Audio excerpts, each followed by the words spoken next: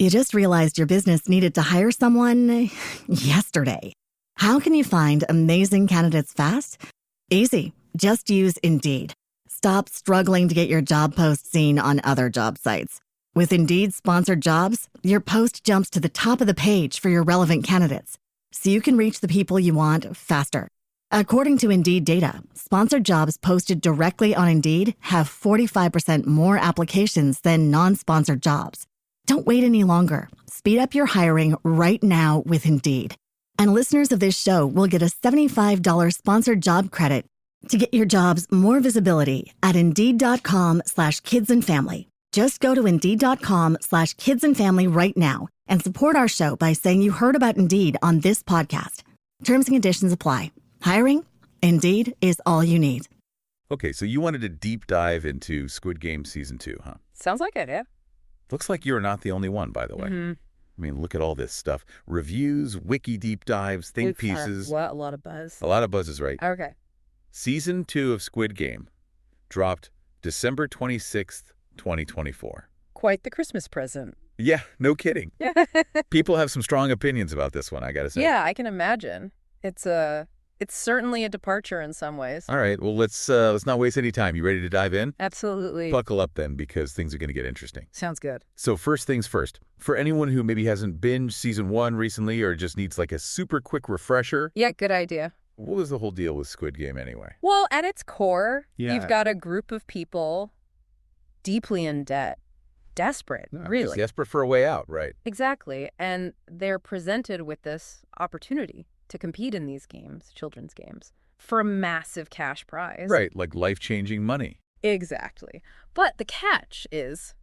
Yeah, the catch. Losing means you don't just go home empty-handed. It's a little more permanent than that. Yeah, shall we say. The stakes are incredibly, incredibly high. I mean, that's what hooked everyone, right? The intensity, that edge-of-your-seat suspense. Oh, absolutely. Plus, it tapped into something very real, this economic disparity. Right, like it forced people to ask themselves, how far would I go? Exactly, and that's what made it resonate so strongly with audiences all over the world. Okay, so Season 2. Yeah. We jump ahead 3 years. Okay.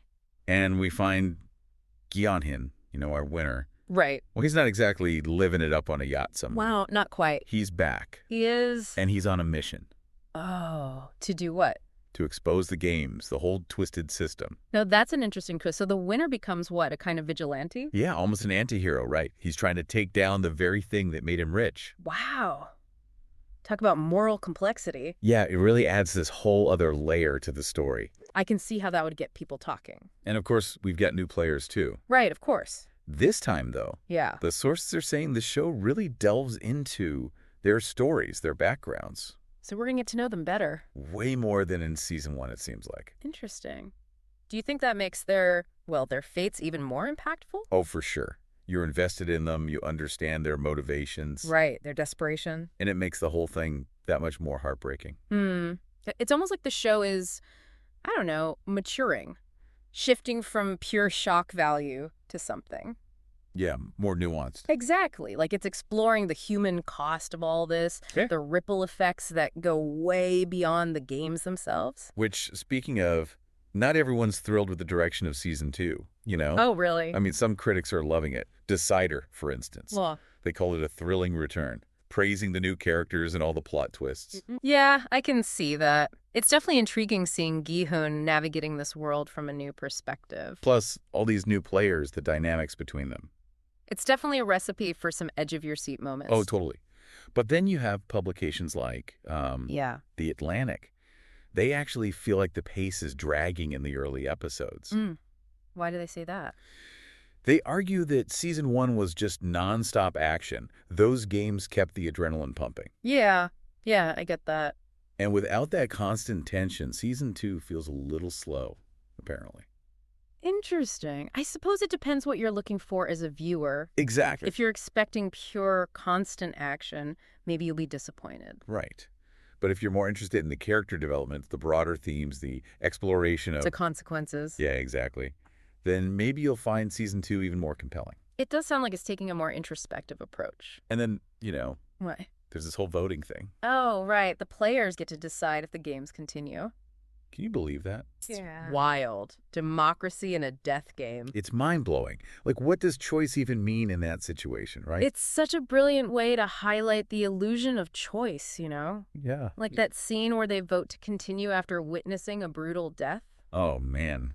I mean, they're given a choice, sure, but are they truly free to choose when the alternative is likely poverty, desperation? It's like, how can you make a rational decision when you're under that kind of pressure? Exactly. It makes you question the very nature of free will within a system that's designed to exploit you. Dude, that's deep. Right? It makes you think about how those power dynamics play out in the real world, too. Okay, whoa, hold on. Before we go full-on philosophy professor here. Okay. Let's talk about the actors. We got to talk about the actor. Oh, right, of course. We've got familiar faces returning. Mike. Like Lee Jung-jae as Gi-hun, obviously. Of course, can't have Squid Game without Gi-hun. Then there's Yeah.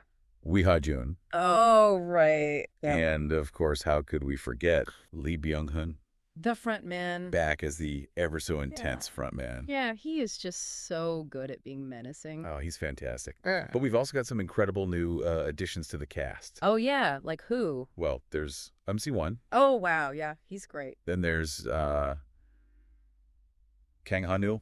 Okay, yeah, I've seen him in a few things. Super talented. And then, Lee Jin-wook. Wow, what a lineup. Seriously, it's like a who's who of Korean drama stars. They all bring this, like, undeniable weight to their roles. Oh, absolutely. They just elevate the whole thing. So what about the mastermind behind it all? Won Dong-hook. Yeah, what's his take on this season? Well, from what I've read, he's really interested in delving deeper into the characters' minds this time. So let's focus on the games themselves. It seems like it. He wants to explore the consequences of their actions, you know? The psychological impact of all this? Yeah, exactly.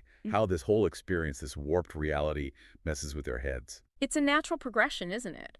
To truly have a lasting impact, the show needed to evolve, go beyond the surface. I think so, too. Okay, so to wrap things up here, Yeah. we've got a winter-turned vigilante. Heck. New players with way more complex backstories. Yeah. A slower pace that focuses on introspection, the psychological stuff, Yeah. and a voting system that makes us question, like, the very nature of choice. Check. It's safe to say Season 2 is a whole new beast. A beast that asks some seriously uncomfortable questions about ourselves, about the systems we live in. Right. It's not just about the games anymore. It's about us, the viewers, and how we relate to all this. It's forcing us to look beyond the surface and confront the real human cost of desperation. Okay, well, there you have it, folks. Your crash course on Squid Game Season 2. Enjoy the ride. But before you dive in, Yeah. one last thought to ponder. I like it. This whole thing about the ramifications of the character's choices, right? Right. What does that mean for Gi-hun? I mean, he technically won, but is he truly free? Good question. Did he even have a choice when he decided to come back and fight this system? Think about it, and then maybe we can deep dive again after you've had a chance to process all the twists and turns. Yeah. All right. Until then, happy watching. Today is your lucky day.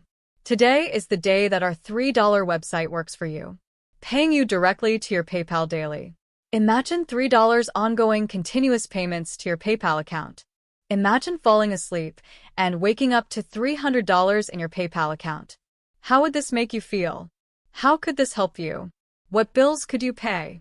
What kind of fun could you have? What does that retirement look like now?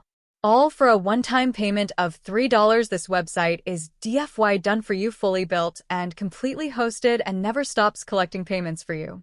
You have spent $3 on coffee on a regular, but that coffee won't help you create multiple streams of income. Click the link below.